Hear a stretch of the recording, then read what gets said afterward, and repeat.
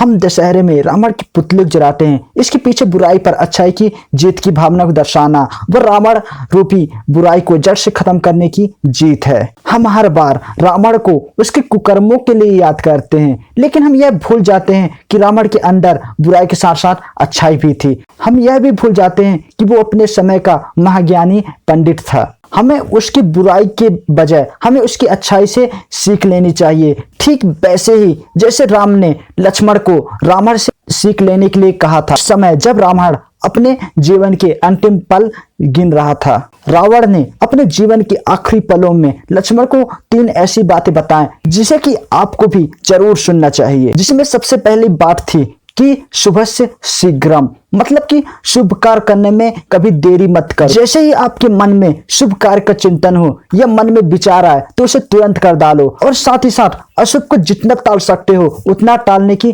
कोशिश करो। और अगर अशुभ को आप पूरी तरह टाल सकते हो तो पूरी तरह से टाल दो। इसके बाद रावण ने लक्ष्मण को दूसरी सीख दी कि कोई भी शत्रु को कभी छोटा समझने की भूल मत करो। रावण ने लक्ष्मण को कहा कि यह उसकी सबसे बड़ी भूल थी कि उसने भालू सेना और बानर सेना को उन्हें छोटा समझने की भूल की और सब कुछ इसके वजह से नष्ट करा बैठा। इसलिए रावण ने लक्ष्मण को यह सीख दिया कि कभी भी अपने प्रतिद्वंदी या शत्रु को खुद से छोटा या कम न समझो। इसके बाद रावण ने लक्ष्मण को अगली तीसरी बात बताई कि कभी भी अपना रहस्य कभी किसी को मत बताओ, चाहे अब वह कोई भी हो। रावण ने लक्ष्मण को कहा कि अगर वह अपनी मृत्यु से जुड़ा रहस्य किसी को नहीं बताता तो आज वह इस मृत्युशैया पर नहीं होता। लेकिन उसने सबसे बड़ी गलती की कि उसने अपने भाई विभीषण पर भरोसा कर उसे वह रहस्य बताया, जो कि रावण की सबसे बड़ी गलती थी।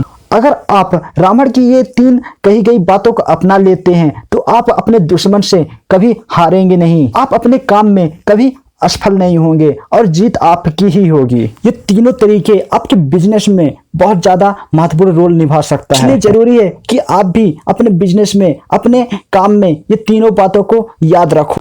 आपको रावण की ये दी गई सीख कैसी लगी आप नीचे कमेंट कर जरूर बताइए। साथ ही ऐसी जानकारी के साथ बने रहने के लिए चैनल को सब्सक्राइब कर लीजिए। अगर वीडियो पसंद आए तो वीडियो को लाइक और शेयर कर दीजिए। मिलते हैं ऐसे नए इंटरेस्टिंग वीडियो के साथ। जय हिंद, वंदे मातरम।